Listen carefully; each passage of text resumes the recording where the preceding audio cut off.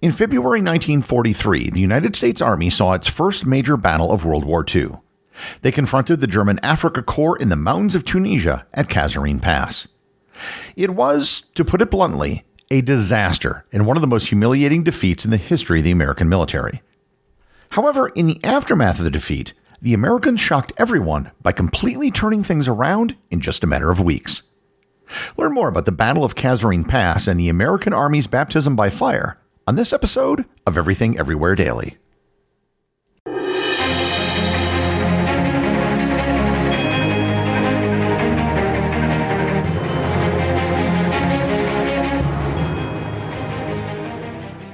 President's Day savings are happening now at the Home Depot with up to 40% off select appliances. Looking to upgrade your fridge? Check out LG's newest model, serving up ice in all kinds of styles. Cube, crushed, craft ice, and now new mini craft ice straight from the dispenser. From cold brew to fizzy favorites, these refrigerators will have you entertaining like a pro. Shop President's Day savings and get up to 40% off, plus free delivery on select appliances like LG at the Home Depot. Free delivery on appliance purchases of $1,498 or more. Offer valid February 5th through the 25th, U.S. only. See store online for details. Overwhelmed by investing? If you're anything like us, the hardest part is getting started. That's why we created the Investing for Beginners podcast. Our goal is to help simplify money so it can work for you. We invite guests to demystify investing. At least like the minimum 10% into the 401k. I'm Dave Ahern. And I'm Andrew Sather. And we hope you join us on the Investing for Beginners podcast.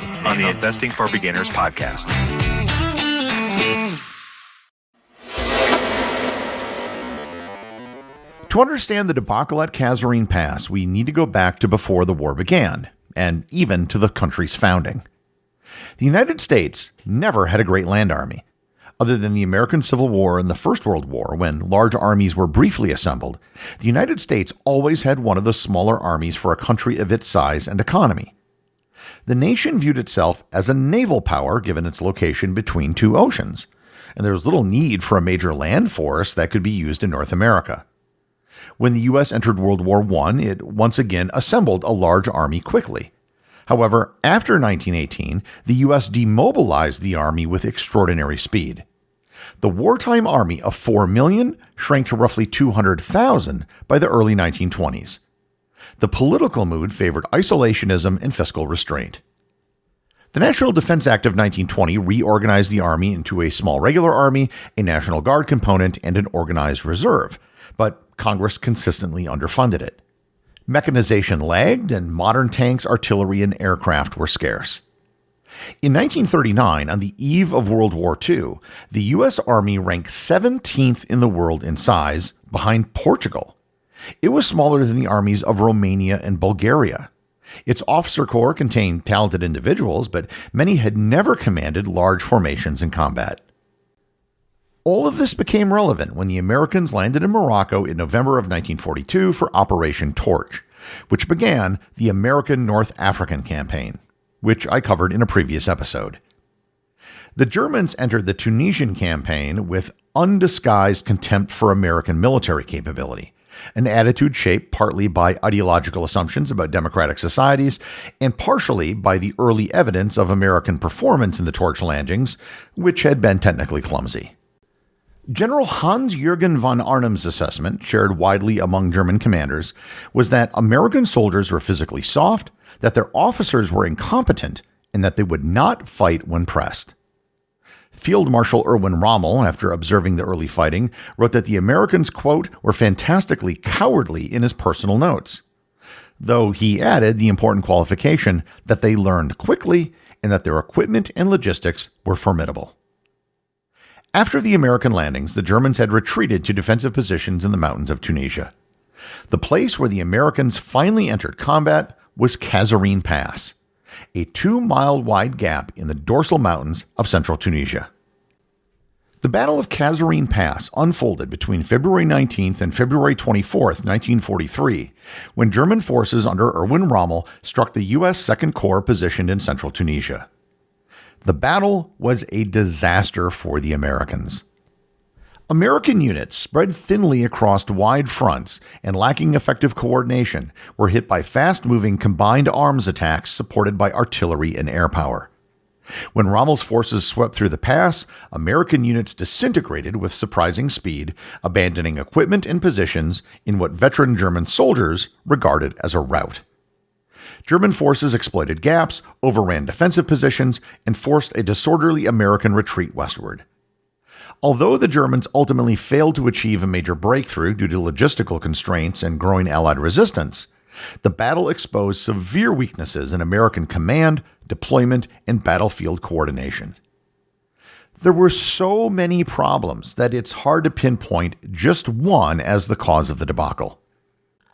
At the leadership level, the fundamental problem was General Lloyd Fredendall, commander of the Second Corps.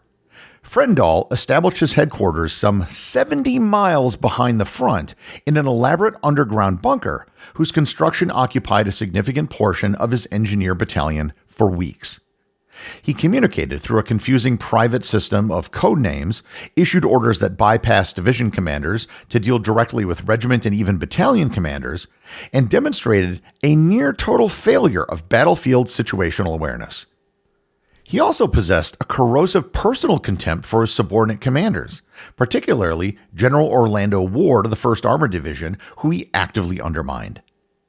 Eisenhower's aide, Captain Henry Butcher, recorded that Eisenhower privately expressed serious doubts about Fredendall even before the battle, yet failed to act on them in time. Below the Army Corps level, the tactical dispositions were equally flawed. American units were scattered across in a broad front in what were called penny packets, small detachments assigned to defend individual passes in the eastern dorsal mountains, rather than being concentrated for mutual support and counterattack. This approach violated fundamental combined arms doctrine and stripped American commanders of the mass necessary to respond to a concentrated armored thrust. For example, when the Germans struck at Sidi Bouzid on February 14, 1943, several days before the battle, the 1st Armored Division's Combat Command A was destroyed piecemeal, with 2 relief columns sent in sequentially rather than simultaneously, each in turn overwhelmed by superior German anti-tank fire and coordination. Training deficiencies compounded these leadership problems. Most American units had received only a few months of training stateside before deployment, and that training had frequently been unrealistic. Maneuvers in the Louisiana exercises of 1941 had exposed problems in combined arm coordination, but the lessons had not fully percolated into unit-level practices by the time of Operation Torch. Infantrymen did not know how to work effectively with tanks. Tankers did not understand how to use infantry and artillery to suppress anti-tank guns before closing to engagement range. The performance at Kasserine Pass appeared to confirm German suspicions about the American military.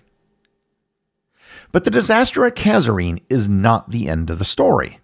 What happened next is what made this battle episode-worthy. The American response to Kasserine Pass was swift and ultimately highly effective. Eisenhower moved in days to replace General Fredendall with General George S. Patton, who arrived at 2nd Corps headquarters on March 6, 1943, and immediately transformed the command atmosphere. Where Fredendall had been remote and contemptuous of his senior officers, Patton was present, demanding, and intensely focused on combat discipline as a proxy for combat readiness. He enforced uniform regulations with seemingly petty strictness, such as fining officers for appearing without helmets or neckties. But the underlying purpose was to signal that the era of slack, comfortable soldiering was over. His chief of staff, General Omar Bradley, later wrote that Patton slapped the Corps to attention within days of his arrival. Beyond the change in command style, substantial tactical reforms also followed rapidly. The penny packet defensive positions were abandoned in favor of concentrated, mutually supporting positions. Combined arms coordination was enforced through training and by attaching tank destroyer and artillery units more directly to infantry formations. Air-ground coordination, which had been nearly non-existent at Kasserine, was systematized under a newly appointed air support commander, Brigadier General Lawrence Cutter, who helped develop the direct support procedures that would become standard doctrine. Only 6 weeks later, the Americans were able to put these changes to the test when they met the Germans again, at the Battle of El Guatar. The Battle of El Guetar unfolded on March 23, 1943, when German forces launched a deliberate armored attack against well-prepared American positions held primarily by the U.S. 1st Infantry Division in southern Tunisia. Expecting a counteroffensive after Kasserine, American commanders positioned their troops in depth, with infantry anchoring the line and artillery centrally controlled behind them. As German tanks advanced through the narrow valley, they were funneled into kill zones and met by concentrated artillery fire, supplemented by anti-tank guns and infantry weapons. Repeated German assaults were broken up with heavy losses, and attempts to exploit gaps failed under sustained fire. It was the first clear American success against German armor in the war. Patton pushed the Corps forward aggressively afterward, and while the terrain and German resistance limited exploitation, 2nd Corps demonstrated that Kasserine Pass had been an aberration, not a prophecy. The battles of Kasserine Pass and El Guetar were not decisive battles that turned the tide of the war. They're not on a par with the Battle of Stalingrad or D-Day. However, the battles had extremely important downstream ramifications for how the war was to be conducted over the next 2 years. Structurally, the Army used the Tunisian campaign to accelerate reforms that had been theoretically understood but not yet institutionalized. The separation of tank destroyer doctrine from armored doctrine was reconsidered. Combined Arms Task Force organization became standard.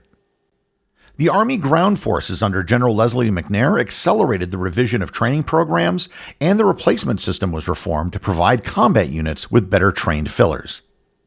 The personnel consequences were also significant. Fredendall's relief was not an isolated event. The Tunisian campaign produced a systematic culling of senior officers who had demonstrated unfitness for command under fire.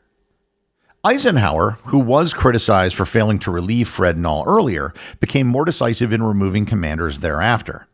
The professional culture of the officer corps began to shift towards greater emphasis on results rather than seniority. Psychologically, Kasserine Pass became a reference point against which subsequent American performance was measured and by which the remarkable speed of the American military learning was demonstrated. Within 2 years of their worst defeat, the American forces were conducting complex, multi-corps operations in France and Germany with a sophistication that seemed impossible in the Tunisian mountains. The Battle of El Guetar forced a noticeable shift in German perceptions of the American army, particularly for Field Marshal Erwin Rommel. After Kasserine, Rommel and other German officers had viewed U.S. forces as inexperienced, poorly led, and tactically clumsy, a judgment reinforced by the Americans' early collapse. El Guetar challenged that view. The Germans encountered disciplined defensive positions, well-coordinated artillery, and an ability to absorb armor attacks without panic. German post-battle assessments noted the effectiveness of American artillery control and the speed with which U.S. units had corrected earlier mistakes. While Rommel still believed American troops lacked the combat instincts of veteran German formations, he no longer regarded them as a soft opponent and recognized that they were learning at an unusually rapid pace. As for the broader North African campaign, Kasserine Pass ultimately failed to achieve Rommel's strategic objectives. The Allied line had held, the retreat was contained, and within 3 months, all Axis forces in North Africa had surrendered. The 250,000 prisoners taken in the Tunisian capitulation of May of 1943 represented a strategic catastrophe for Germany and Italy that more than offset whatever tactical embarrassment American forces had suffered in February. The speed of recovery between Kasserine and El Guetar was not accidental. It reflected genuine institutional capacity for self-criticism and adaptation, strong logistical foundations, and at crucial moments, the presence of commanders like George Patton, who understood that armies are made as much by will and discipline as by doctrine and equipment. The ultimate lesson of February and March 1943 in Tunisia was not that American soldiers could not fight. It showed that the Americans had something more powerful than raw fighting ability. They were able to adapt and learn. The executive producer of Everything Everywhere Daily is Charles Daniel. The associate producers are Austin Oetken and Cameron Kieffer. Today's review comes from listener So Mona on Apple Podcasts in the United States. They write, "The Banality of Evil episode. Thank you so much for your wonderful podcast. My 12-year-old and I have enjoyed listening for just over a year. I wanted to share what this particular episode called to mind as I listened. I'm a fan of James Baldwin, and his quote about love having never been a popular movement came to mind. This part in particular, quote, "Walk down the street of any city any afternoon and look around you. What you've got to remember is what you're looking at is also you. Everyone you're looking at is also you. You could be that person. You could be that monster. You could be that cop. And you have to decide in yourself not to be." End quote. I apologize for the length of this review, but it is fueled with gratitude. Well, thanks, Mona. I'm so happy that you and your 12-year-old enjoy the show, and I always appreciate the feedback. Remember, if you leave a review on any of the major podcast apps, you too can have it read on the show.